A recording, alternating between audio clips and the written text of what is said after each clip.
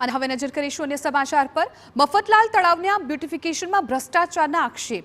નવસારી મહાનગરપાલિકા બનવા સાથે જ વિકાસની હરણફાળ ભરવા આતુર છે। મફતલાલ તળાવના કરોડોના બ્યુટિફિકેશનનું કામ હાથ ધરવામાં આવ્યું। શહેરના સૌથી મોટા તળાવને પીવાના પાણીના પ્રોજેક્ટ માટે પણ ઉપયોગમાં લેવા સાથે તળાવની પાળે વોકવે બનાવી ત્યાંના સ્થાનિકો માટે સુવિધા ઊભી કરવાનું આયોજન કર્યું છે। પરંતુ આ વિકાસમાં ભ્રષ્ટાચારની કાળી ટીલી લાગે એવી સ્થિતિ ઊભી થઈ।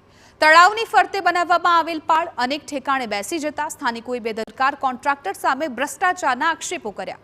ઉલ્લેખનીય છે કે આજ તળાવમાં 3 મહિના અગાઉ નજીકમાં જ રહેતો બાળક કોન્ટ્રાક્ટર દ્વારા સુરક્ષાનું ધ્યાન ન રાખવાને કારણે રમતા રમતા તળાવમાં ડૂબીને મોતને ભેટ્યું હતું।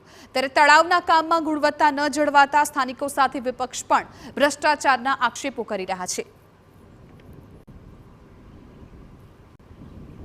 આ પહેલા જ વરસાદમાં એટલો બધો ભ્રષ્ટાચાર થયો હોય તો આખું બેસી ગયું છે અને હલકી ગુણવત્તાવાળું કામ કર્યું છે જે તમે જોઈ શકો છો। અને પ્રોટેક્શન વોલ પણ કોઈ બાંધ્યો નથી કે આ કામ બંધ છે કે ચાલુ છે। અહીંયા બાળકો પણ ભણે છે અને જતા હોય છે। અને આ અગાઉ એટલી મોટી બેદરકારી હતી 2 મહિના 3 મહિના પહેલાં કે એક બાળક 6 વર્ષનો અહીંયા ડૂબીને પણ મરી ગયો હતો। એમાં પણ કોઈ કાર્યવાહી પાલિકાએ પણ નથી કરી અને આમાં પાલિકા તાત્કાલિક ધોરણે કાર્યવાહી કરે એવી અમારી માંગ છે।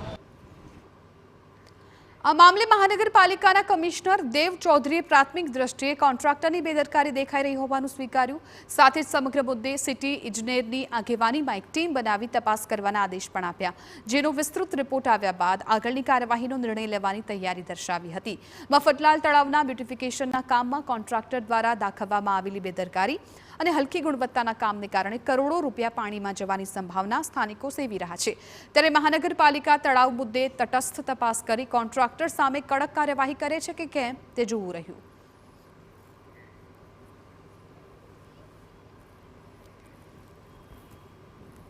આ રિપોર્ટ આવે પછી જ જે છે શક્ય બને કે ભાઈ આમાં શું કયા કારણોસર થયો છે કે કાં તો હોઈ શકે છે કે ક્વોલિટી જે છે ક્વોલિટી સાથે કોમ્પ્રોમાઇઝ થયો છે, કાં જે છે કે વરસાદના કારણે જે છે કોન્ટ્રાક્ટરની કામગીરી ઝડપી કરી છે આના કારણે ઇસ્યુ થયો છે।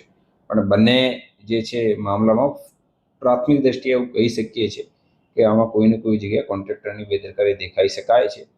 વિસ્તૃત રિપોર્ટ જે છે આવશે સિટી ઇન્જિનિયરની, આ પછી ખબર પડશે કે આનો જે સેટલમેન્ટ થઈને જે ધસી પડ્યા છે એના શું